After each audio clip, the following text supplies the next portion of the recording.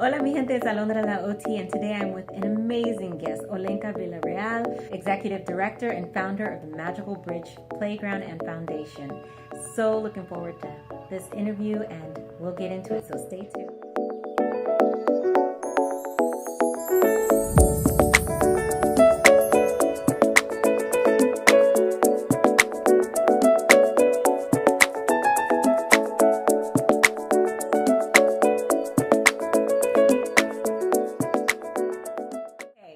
So you guys know it. Before we get into the interview, it's time for three questions, 30 seconds, and it's just a way for you guys to get to know my very lovely guest. So you ready? I'm ready. All right. First question, favorite leisure activity? Go. Reading. Okay. Favorite vacation location? Vienna, Austria. Ooh. All right. Choose one, cats or dogs? Dogs. Nope. 12 seconds. Yay! Dogs. Everyone loves doggies. I do. I have a rescue dog. Oh, what kind? Well, it's a mystery breed. 100% rescue is always the mystery breed. The Cool. little Chihuahua in there, terrier, okay, and something okay. else that's fluffy. But still lovable and cute, I'm sure.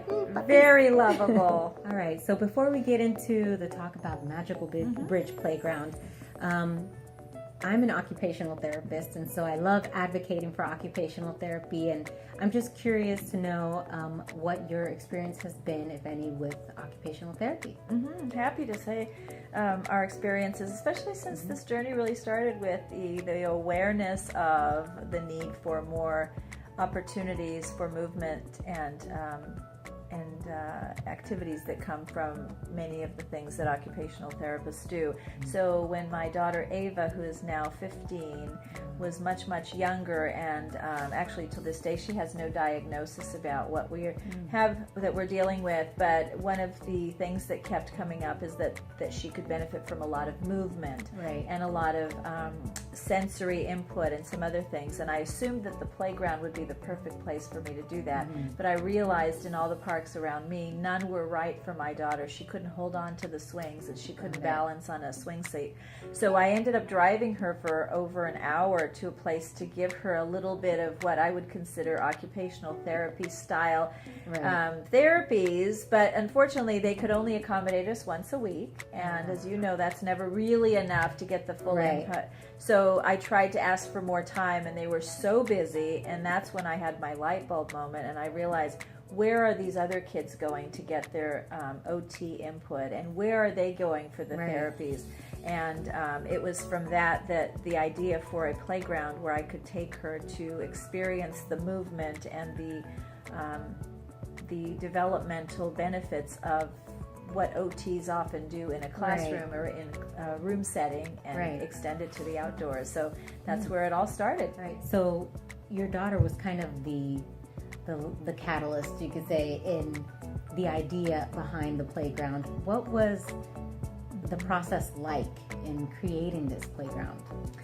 Yeah, well, she was definitely the catalyst, and ultimately just really a wonderful opportunity to learn about what I didn't know as much about. But of course, now 10 years later, I join you in the advocacy for the need and the urgent need for that. And sort of to add to what I had earlier mentioned, I mean, the reality is, as you know and your viewers know, that children's development really relies on some movements and feedback that typically developing children might do, running and spinning and jumping. But if you can't do the running, if you can't do the spinning, then you're falling farther behind. And so a playground usually is the place where you can get that. But if the playground's not been designed with your needs in mind, then you fall further behind. So in my research, and really ultimately what I did is I had the moment that I recognized we need a different kind of playground. I need a playground where I don't want a special needs playground. I want a park where I can take both of my kids. I wanted it to be so delightful that everybody came and magically realized that it was really for everyone. And if you were the child that needed a little extra support, or a little wider ramp, or a little taller piece of equipment, we wanted to be that playground. And so it was very early on that it moved from being an Ava-centric playground to a playground that would accommodate everyone. And I really did think that I would find something on the internet that would inspire me, and then I would go to my city and say, hey, this is the kind of park we need. Right. But remarkably, and actually till this day, we really haven't found something that really speaks to what I consider to be a truly inclusive playground. I mean, you read about playgrounds being inclusive, but try to go with a child that's 18 and has autism and needs that retreat space, or a child like mine who is taller than me. I mean, most playgrounds now are all connected, and, you know, she doesn't fit on anything. So the ultimate journey was wonderful. It took me a little longer than I expected. We had to raise $4 million privately, and my gosh, we did it with a group. Do that? That's amazing. Magical volunteers, and really, just as you said, it really started with the awareness from the OT, knowledge. Yeah. I think it's so great that you had. Not only were you able to just kind of advocate and educate the people on the needs of the community, but you were able to get enough support to back you on this amazing project. And I mean, that just goes to show that the need is there, and it's not just this area, it's all areas around the country and the world, I'm sure, that would benefit from something that I feel like in 2018 should be a norm. It should be the norm. It shouldn't be that, a child in a wheelchair can't go into a playground because there's tan bark, or, it should just be a thing that's accessible to all. Well, as your viewers know, as do you, the reality is, people with special needs are the largest minority group in our country, and really in the nation and beyond.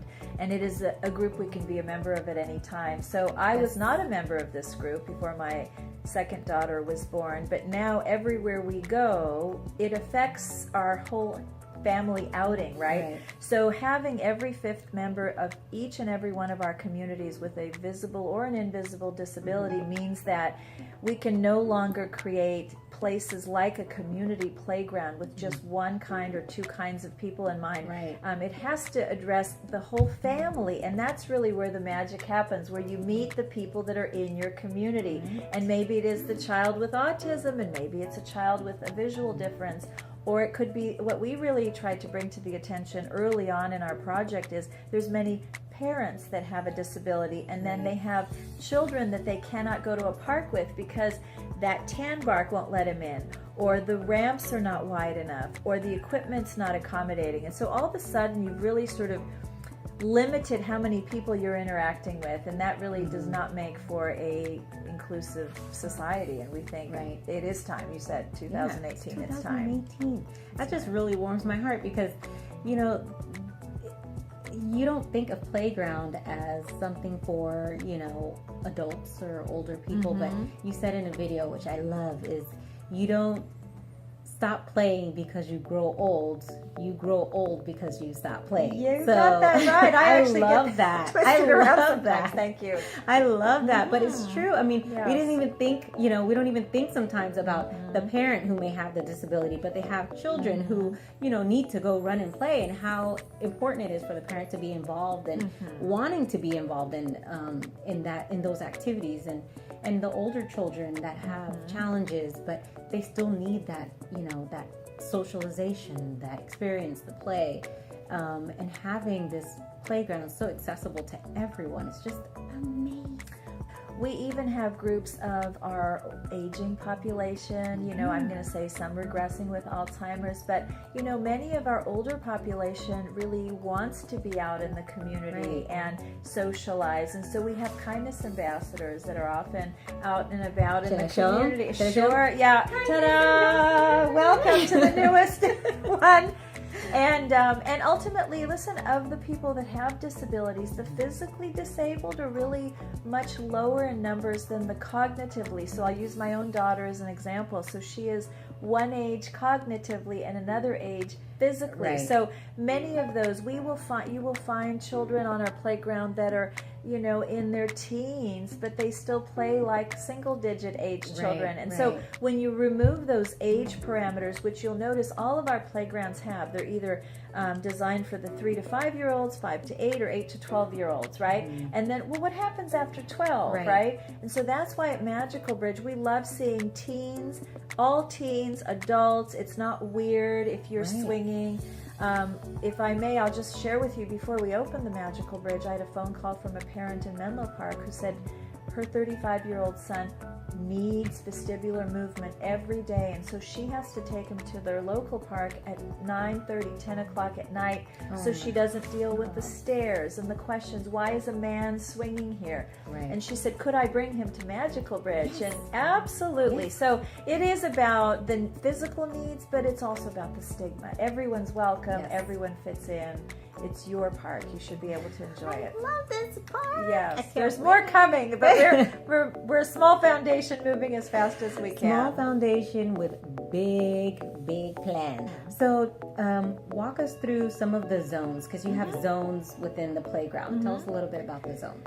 Yeah, so the zone idea really came about quickly from the research from our OT friends, who did indicate that a couple of things. So a child with autism, a child with visual differences, relies on the predictability of layouts more than many, right? So when you come into a playground knowing that there is like-minded activity grouped together, children with visual impairments and adults with visual impairments said that they tend to stay off of playgrounds today because most typical playgrounds are what we call those ramp and clamps. They're basically all just connected together, maybe 1 or 2 attachments, 1 or 2 slides, and it's all just one big connection, and maybe there's a swing somewhere. A child with a visual impairment doesn't know when they're going to get hit, so they tend not to want to go. They're not sure what the activity is. That makes sense. And a child with autism, I mean, that is almost their worst experience, is that frenetic activity, right? So Alondra, if I can show you, one of the things I'll just bring up here. So we actually have the ability to have between 5 and even 9 different play zones. And the real benefit is, as you know, with the developmental milestones that children transition through, we want every single person that comes to the playground to be able to enjoy each of the different movements, whether it's the spinning, the swinging, the sliding, whatever your ability or disability, you can do something in that zone. So when you need the vestibular, you'll get on the swing, either a hard swing, a soft back swing, the one that supports you. If you need to spin and you're in a wheelchair, you can enjoy the flat carousel that you roll on. So our vision is that everybody has the ability to do what they think is magical on the playground, no matter what age, what ability, what size, or what disability. Right, so as a result of the playground opening, you received a lot of interest and demand for this playground to be, in other communities. And so as a result of that, the Magical Bridge Foundation was created. So now you have new projects coming up in different areas, and can you tell us a little bit about that, about the foundation? Yeah, no, you're right. I mean, the Palo Alto playground was just a volunteer group, and we did think that our work was done, and we knew we created a place that was magical, but we did get so much interest that essentially about 2.5 years ago, the Magical Bridge Foundation was started, and we are so excited because ultimately Redwood City was the first city in the Bay Area to sort of sign on and say, we want a magical bridge, and we are now in development to create that. But also because the Palo Alto playground is seeing almost 25,000 visitors a month, the Santa Clara County Board of Supervisors recognized that there were people driving for hours just to go play at a playground. And so last March, they approved a $10 million matching grant so that each of the 5 districts in the Santa Clara County could have a playground like Magical Bridge.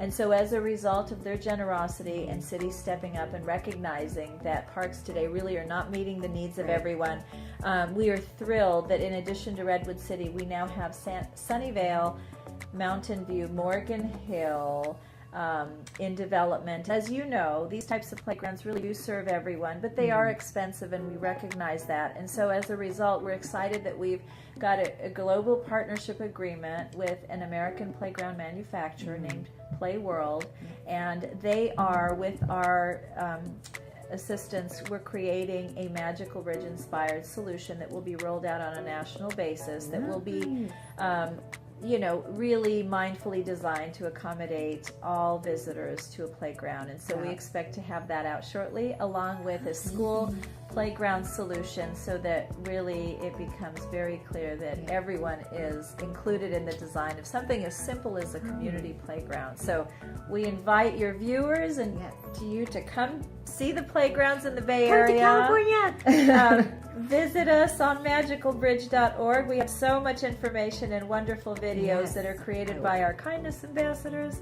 And we so appreciate the magic of the work that you do as well. Yes, thank you so much. I'm going to put all of the links and descriptions down below, but thank you so much for your time and availability and spreading the word about Magical Bridge Foundation and Playground and all of your hard work. I mean, it started with a desire to fill a need, and now this has turned into a nationwide, ripple effect, and it's amazing to see. We hope. We're trying to make the world a little bit more kind and just magical by way of play. So we appreciate your interest, and thank you for the kind interview today. Thank you so much. Thank you so much. Oh my goodness. And you really rock that shirt. Thank you.